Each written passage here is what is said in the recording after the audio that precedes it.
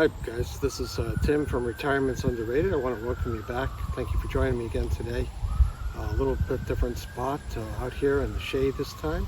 It's actually a little smarter. I figured I'd pick a spot where I could be in the shade and have a little breeze, and oh boy, does that feel wonderful. Actually, I was recording a different video before, and my camera overheated, so I figured I'd use my brain, and this time I'm in a cooler spot. But thank you again for joining me today. Just another day enjoying retirement in this beautiful weather. And I just wanted, the subject today I want to talk about is, do you own your stuff or does your stuff own you? You know, when I grew up and as I was living my life, it was always drilled into us about, what made people successful. They had a lot of stuff. They had that fancy car, or the fancy house, or they had the boat, and all these different things. And we looked at it, but we never stopped to think, what's the price behind that? I think of people who have a lot of stuff and who become slaves to the things that they own, to the things that they have possession of. We spend a lot of money on things that we don't need to impress people that we don't know and who don't care about us. So, just as doing this, I'm thinking about, for me, it's, I just think about all the things that I've bought over the years that, you buy, it's that adrenaline of picking it up. We used to shop at this place called the Christmas Tree Shop down in the Cape, and we buy a lot of stuff because they look neat and it was a lot of fun to pick up. But, we just bought a lot of stuff that we really didn't even need. Or, you buy something that you wind up owing a lot of money for, and you have to work just to pay that item off, and you don't even have time to enjoy the thing that you bought.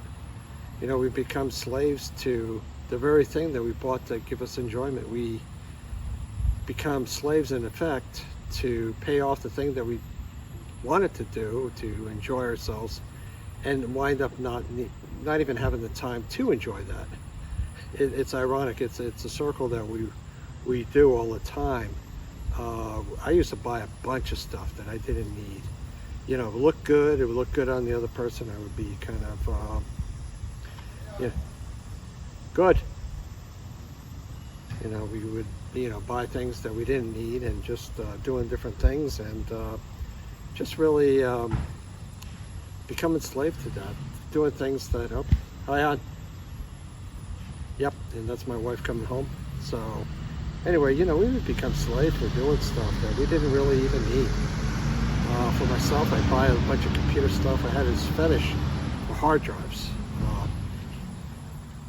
Probably because I lost some data early on, and I never wanted to lose data again. In fact, I overcompensated by buying a bunch of hard drives, and oh boy, you talk about having a fetish for things. I had a fetish for hard drives and storage, and I was never going to lose anything again. In fact, I went overboard to the, shall we say, extreme. But I became a slave to that, because the more you have, the more you got to take care of. It's not only just the debt of paying for something that you bought, but also the time to take care of that thing that you bought. You buy a big house with a lot of different things, with a lot of different possessions. You got to spend time cleaning that big house. You got to take a time that those things collect dust. You got to dust. I mean, I was talking with my wife today, and she was just in there dusting off a bureau, but it had a lot of different stuff on it. We were talking about how things can really clutter our lives, and we become slaves to taking care of it. And we fill ourselves up with things that we really don't need, and essentially become slaves to it. I might be repeating myself, but when we finally get that on straight, and what we're in a society really where it's all about consumerism. It's all about buying the next thing to make you feel good. It's about the endorphins that it promotes when you buy something. You get a high out of buying it, or even putting it in your shopping cart and doing something like that, where you buy it and then you get it and you even forget what you ordered. You start to have so many things coming in from Amazon. Talk about a place that is such a danger that most people don't go to Amazon, really, folks. uh, you're going to wind up buying something you don't need and wind up paying for it with your time and with your efforts, and it just winds up sitting there. I've bought more stuff over the years that I would buy it with great intentions. Isn't that, we could write that on our tombstone, great intentions of the things we're going to do with that item we bought. Guys, I've bought in the last couple of years, the things that I've had items that I've sold on Facebook Marketplace that I bought with great intentions that I never even touched, never even used. And we become slaves to it in the sense that it just clutters up our lives. It takes up time to maintain it. It takes a time away from doing really the things that matter most in this life, and that's spending time with people. So we could be a slave to, maybe for the women, it's slave to that latest beauty product or something of that nature that we bought that we then never wind up using, or it's something else. Maybe it's a fancy car that we saw our coworker buy, and now we're $20,000, $30,000, $40,000 in debt for a car we don't need, when the cheap car got us to work just as fine as the other one. Or we buy a bigger house to impress people, to show, oh, I've made it, I'm successful now, and we have a huge mortgage that takes up a big portion of our income. So many people in this society that we're in today are buying things and getting themselves in such debt level that it's insane. It's choking them out. They've become slaves to the very thing that was supposed to bring them joy. It brings joy no more. After they've bought it and the endorphins are gone, they're wondering, what am I doing with this item? And really, you don't need the fancy car. You don't need the fancy house. The greatest pleasures I've found in the last few years is being debt-free, and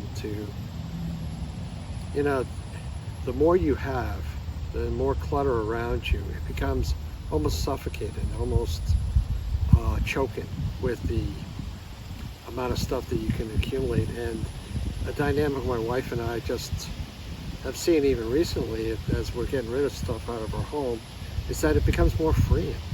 We actually feel more free having less stuff. We're not slave to cleaning all the time. We're not slave to moving it from one pile to the next, and then move it again, and to haul around clutter and to buy space that we don't need to hold that stuff.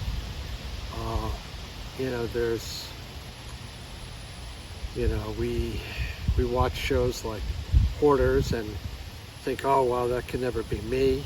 And we look at them and it's just like, oh, I could never do that. And how could they be like that with a house full of stuff? And yet, if most of us in our lives would look at it seriously, we would find that we're mini hoarders.